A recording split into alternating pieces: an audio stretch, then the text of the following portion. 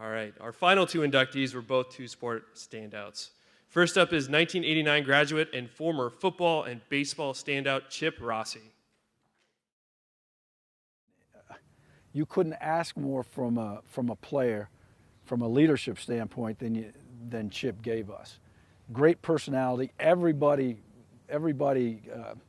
was drawn to Chip because of his personality, his work ethic, his excitement about being an athlete, whether it's football, baseball, or whatever. In the late 1980s, Chip Rossi emerged as one of the most dependable and capable players for two successful programs at Gettysburg College. In the fall, he was a 3-year letter winner in football, playing 2 years for the defensive unit before sliding in as the starting quarterback in 1988. The highlight of that season came in a 21-0 win over Johns Hopkins, where Rossi threw for over 200 yards and 3 touchdowns. He played more for us defensively, but then in his senior year, just did a phenomenal job from a leadership standpoint and from a quarterback standpoint for us. He meant so much to us in so many ways, as a player, as a leader, as a person. In the spring, Rossi traded in his helmet and pads for a cap and a bat. The versatility and leadership skills he developed in the fall carried over into the baseball season, and Rossi quickly grabbed the attention of his teammates and new coach, John Campo. It was obvious to us right away that he could drive the ball and could swing it for power, and that his statistics bear that out. But having him, in the middle of the lineup for all those years, hitting in that 4 spot, really was a big presence for our team and a major reason for a lot of our success during that time. Gettysburg experienced one of its most successful 4-year periods on the diamond during Rossi's tenure. As the starting catcher, Rossi was the battery mate for some of the best pitchers to ever don the orange and blue, including current Hall of Honor members Brian Golden and Mark Favieri. The combination proved unbeatable as Gettysburg wrapped up a pair of Middle Atlantic Conference titles in Rossi's first 2 seasons. It was my first year as head coach, and we were playing Johns Hopkins in the Middle Atlantic Conference playoffs, semifinal game, and we were facing a guy by the name of Pete Blom, who's a great pitcher for Hopkins, who was drafted by the Pirates, and it was a 5-5 game in the 8th. And I believe it was the 8th. And, we'd been swinging the bats pretty well that day, and our leadoff guy got on, and that brings up Chip, and I'm thinking, well, we should probably bunt here, play for 1 run, try and win the game. But my instincts at that time said, nah, just he's been on this kid pretty good, maybe we ought to just let him swing away. And he hits a 2-run homer. And we end up winning the game 7-5. He won the game for us with that big hit, put us into the championship game, which we went on to win. And that's one moment that really stands out to me. As a sophomore, Rossi hit .452, belted 14 doubles and 5 home runs, and drove in 36 RBI. He was named All-Conference Second Team and All-Region First Team. He would repeat on the All-Conference and All-Region teams as a junior after helping the Bullets set a franchise record with 28 wins and reach the NCAA tournament for the first time in 26 years. Rossi finished as a 3-time All-Conference selection and 2-time All-Region honoree. At the time of his graduation, he held 11 school records, including the career marks for hits, doubles, home runs, RBI, total bases, and sacrifice flies.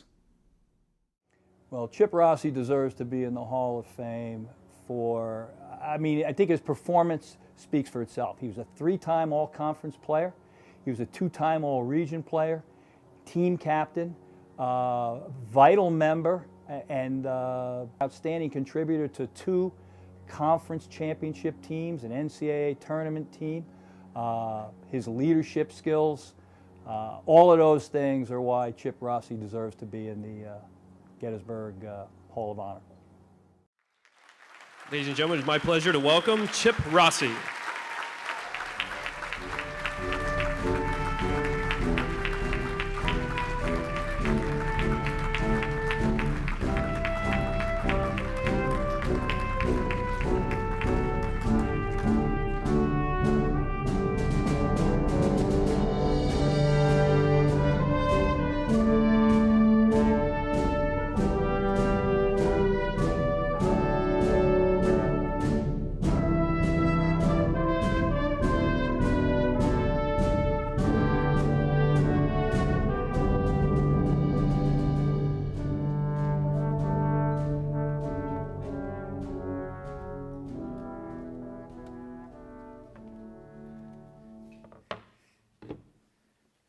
Wow.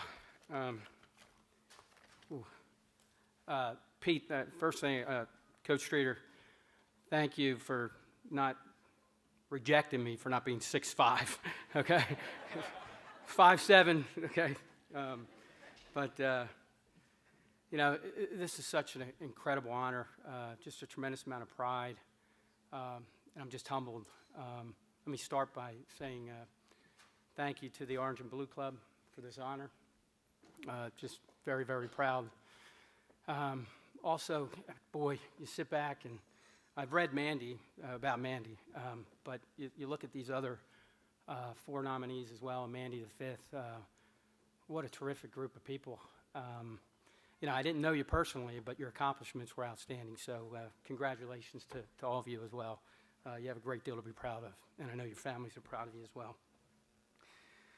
When I was thinking about college, going back to 1985,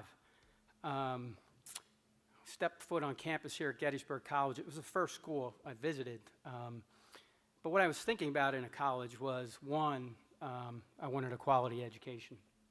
And then 2, I just had this dream of playing 2 sports in college, and I wanted to be able to do that. And I also wanted to be at a place that was far enough from home that it gave me some independence, but close enough that if I needed to get home, I could get home. And here at Gettysburg College, I found all of that. And I found much, much more. Like many of the folks you've heard from tonight, fellow inductees. I met my wife here. My wife Tracy's here. We'll be celebrating 23 years here in October. So, honey, this place meant so much to us that we got married here at the chapel. That's the sense of community and pride we had at Gettysburg College. I'm also pleased to have my family here. My brother and his middle child's here. I also have my sister and her family. My in-laws are here, and my 2 beautiful girls who you saw on the picture there, Emily and Sarah, both here. And I can't thank you enough for all of you making the trip to be here with me this evening. Look, on a journey that you go through in life, many people shape you. And I had 2 terrific parents. Some of you may not have had the opportunity to meet my father tonight. My dad was a bricklayer. And, he taught me the meaning of hard work. He worked every day to make sure we had food and shelter. And he did a heck of a job there. And, if you're a bricklayer, you realize that in the summers, it's 90-degree heat and you're laying brick. And in the winter, it may be freezing and you're laying brick. And, one summer, I mixed cement with my dad, and I quickly realized this is not something I want to do for the rest of my life. I realized the importance of education. But after those days of that work, my father would come home, and as a kid, he'd drive me to the baseball field or the football field, and he'd coach me and my teammates. And the things he taught me, it was about hard work. It was about doing the best that you can, being the best that you can be at what you're doing. And realizing that when you're a part of a team, that not only are you playing for yourself, but you're playing for the other folks around you. For me, it was the other guys around me. And have fun while you're doing it. So, Dad, those things today, hard work, playing for a team, even in business today, playing for a team and doing the best that you can, they stay with me today, Dad, and I'm a better person because of you, so thank you.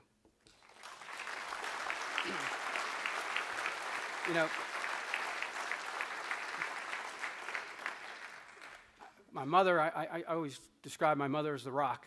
For my mom, it was all about, look, Chip,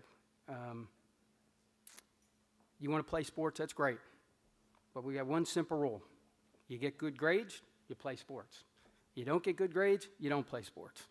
That was simple. And I knew going in that I had to perform academically. If I did that, I could play. But in addition to that, my mother taught me every day. It was around, no matter what I was doing, if I was going out on a date, I was going out with friends, we're going to a party, whatever it might be. Every time I walked out the door, it was, look, use your head, think. And to this day, any situation I'm in, that comes to mind, everything. It was about good judgment and character. And Mom, I thank you for that as well. So it means the world to me.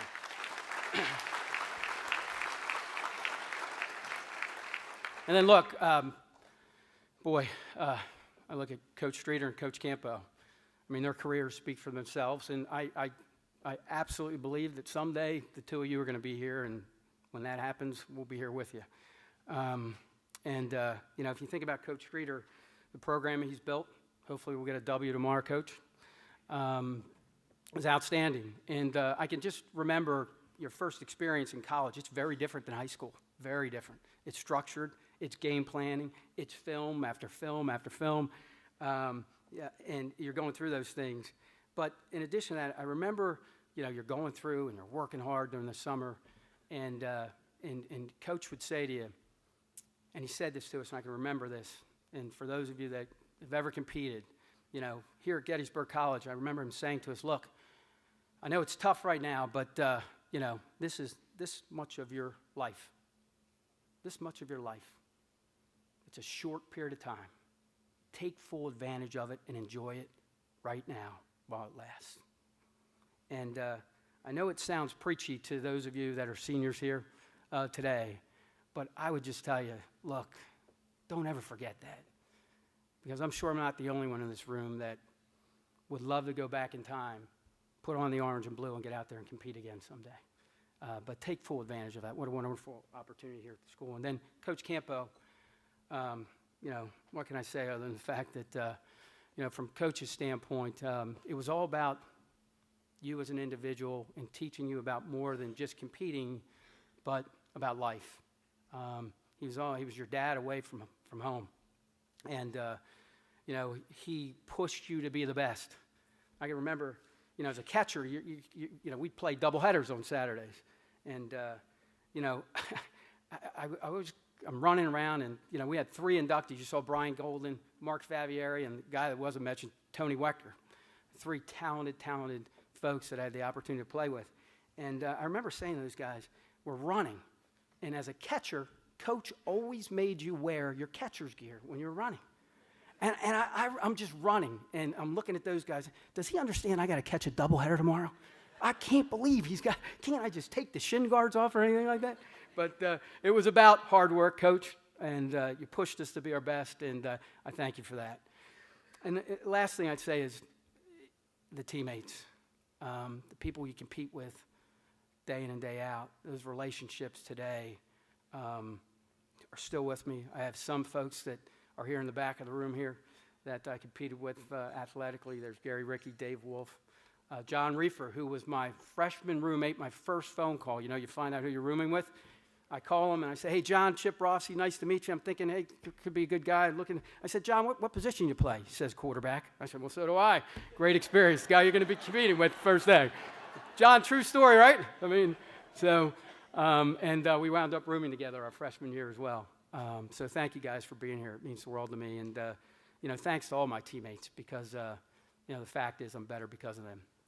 And I'll just close with this. Thank you again to the Orange and Blue Club for this honor. I am tremendously humbled, and it's a great sense of pride. And I just say to the folks out there competing today, the seniors, realize when you're out there competing in all your events going forward, understand that you're not only competing with the person next to you and for the person next to you, but you're competing with anybody, or you have the support and competing for anybody that's ever worn the orange and blue.